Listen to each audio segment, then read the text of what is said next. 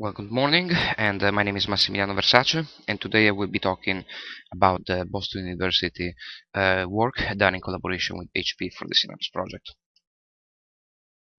This is a quick update on our team. Since our last visit in March 2010, we have two new team members.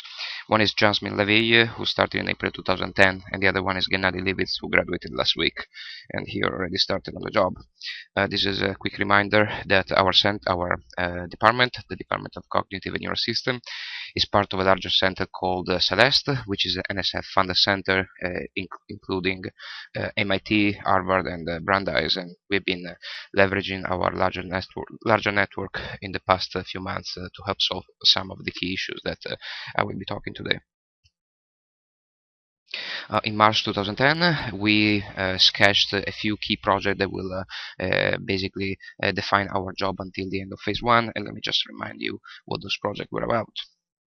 The first project pertained learning, and the goal was to analyze learning law rules that will help us to inform and characterize chip design.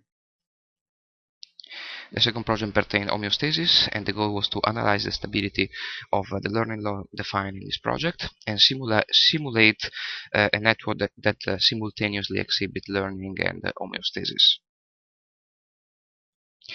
The third project pertains software infrastructure, and the goal was to build a software that will help modeler to speed up the development of large-scale neural models and search for optimal parameter ranges. The fourth project finally was the Animat, and the goal was to create an intelligent agent which can navigate the virtual environment and replicate some key experiments from the rodent behavioral literature. I will discuss in detail each one of these projects and talk a bit about more details. What was the plan in March, what is the status in August, what is the plan for the end of phase 1, and what do we think we can do by the end of phase 2. The first project again pertained learning law, and the goal of this project was mostly twofold. We wanted to create a general form equation that we can then use to inform learning in the chip, and we wanted then to apply some of this learning law in action and to see whether we can use some of this learning law to learn some classical cortical plasticity experiments. Well, we've done good progress in both of these projects. And in this presentation, I will talk mostly about the performance of learning law projects, but I will invite you to visit our two posters. The first poster that pertains the general form equation is actually given by Isham, and it shows how you use those learning law to actually embed them in the chip. And the second poster, I will be giving it here in the back. What we wanted to do was to try to use this learning law to replicate some key plasticity experiment found in the literature. And if you look for robust experiment that shows cortical plasticity, the most robust and the least controversial experiment pertains plasticity observed in developing kittens. In these animals, it has been shown that cells in their visual areas develop through learning strong orientation and ocular dominance characteristics. So they tend to reply to oriented stimuli, and they tend to reply to a particular input eye. And this is the kind of maps that result from this kind of experiment. And they are kind of confusing, so I would like to isolate the main properties of these maps for you. Similar colors in this map basically code for the fact that if you record from those cells, they will tend to reply preferentially to stimuli with the same orientation. And also, if you record along those elongated stripes, you will tend to find cells that tend to reply to the same input eye. So the main question that we wanted to ask was, can we use the learning laws that we define in the learning law project that we know be compatible with the chip architecture to simulate some key plasticity experiments? This is interesting not only from the neuroscience perspective, but also from the image processing perspective. We know that these maps are useful for processing the visual scene, and the classical way to obtain this map is to take a large image and develop this map through plasticity mechanisms. This kind of procedure, though, is fairly long. It might take about 10 hours to develop one of these maps, and one of the shortcut that is taken is to basically train the map on a smaller subset of the image. So this has, of course, the advantage of reducing the computational time that you need, but one of the drawback is you need to take simplifying assumption, and which might actually hit you in the back later on.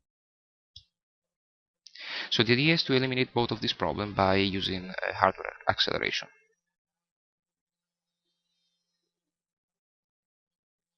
This is the experimental setting. So we have a set of natural images that we use to train our simulated cortico-thalamical system.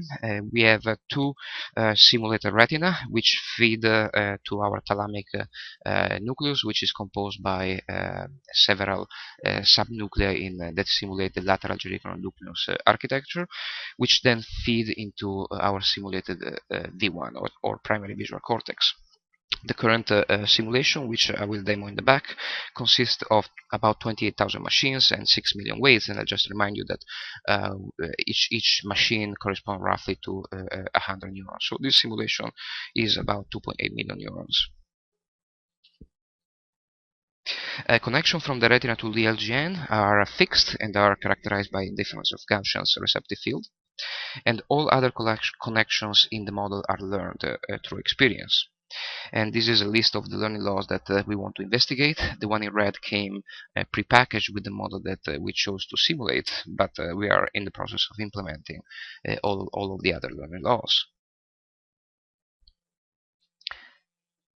One of the things that we want to do is to devise some metrics to actually be able to quantify as precisely as we can whether these learning law actually are able to reproduce some key aspect of cortical plasticity. And we devised four main metrics to allow this to happen. The first one is the representation of input feature distribution. So if we start from a well-behaved or like a good a natural image, hopefully this a natural image contains a large variety of different orientations. So we expect that the resulting map will express this large variety of orientation also in its organization. On the other hand, if we present to the animal just one kind of stimulus where there is one preponderant orientation, say in the image, say the vertical components, we also expect the map to overexpress that component. The second pertains orientation tuning. So we expect that during learning we go from a situation in which all cells tend to reply in a certain extent to many of the orientation to a situation in which through learning cells tend to reply to only one orientation, or preferentially to one orientation. Another property we want to measure is the stability of learning. So we want synaptic weight to stay in a useful physiological range. We don't want them to go all to zero or shoot up to the hardware limit. Another metrics we developed is more qualitative. So we want that when we go from a randomly initiated map through the final map through learning, we want this resulting map to exhibit the typical clustering and periodicity of biological maps. These are some of the main simulation results. I have the poster I remind you in the back, but through learning we observe an increase in clustering and in periodicity of the resulting map. Another thing that we observe is an increase in orientation tuning. So we start from many of the cells exhibiting a weak orientation tuning with respect to strong, and through learning you observe a decrease in the number of cells that are weak and an increase in the number of cells that express strong tuning. Again, another aspect is orientation distribution. So if we start from a natural image, what we want is to have a result in a map that express many orientations. So if we start with a random distribution of orientation, through learning we would like to this orientation to be roughly maintained. So here you can see that there are some differences, because of course even natural images, they don't have a perfect homogeneous distribution of orientation, but you observe that none of the orientation totally disappears, or none of the orientation totally dominates. Similarly, for the ocular dominance aspect of the map, we have an increase in clustering and periodicity through learning. Also an increase in ocular tuning through learning. So some of the cells at the beginning most of the cells at the beginning tend to have a weak ocular tuning, and through learning this distribution shift to the right. So there is a larger number of cells that has a stronger orientation to ocular tuning.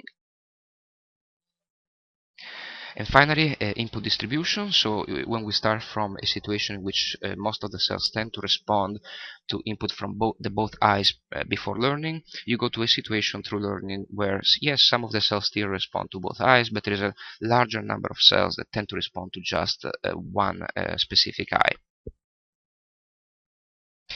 Another aspect I was mentioning is the stability of learning, and this shows the receptive field from a cortical V1 cells to one of the four sectors of the thalamic the lateral gerigonous nucleus, and this is a typical receptive field of that cell, and you can see that this sum tends to remain stable through iterations. And this is not always the case, I would like to point out, because if we substitute the learning law that we use so far with a pure Hebb law, this doesn't happen, and the weights tend to increase to infinity. This is the nice part of the story, but the whole part of the story is that these maps are not stable. So if you keep presenting natural images continuously to the animal, this map they tend to shift, and sometimes you don't notice this in the literature, in particular in the model that I've been presenting today. What some of the models do is just decrease the learning rate as the simulation goes on, and this is, I would say, a trick. You don't want an homunculus that turns on and off learning, but you want the system to self-organize its ability to learn without the intervention of a supervisor. So this is the bad news, but the good news is that we knew this all along, and we have a project that is completely uniquely devoted to study this issue of stability and plasticity simultaneously.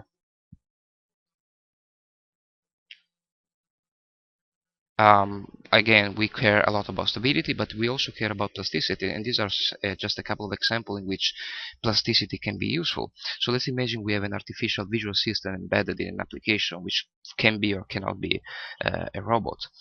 So what do we want is that if we take this system and expose it to new environments which have different statistical properties, we do want this system to self-organize a well-behaved map that are able to give to the system a competitive advantage. So have a richer representation of what are the dominant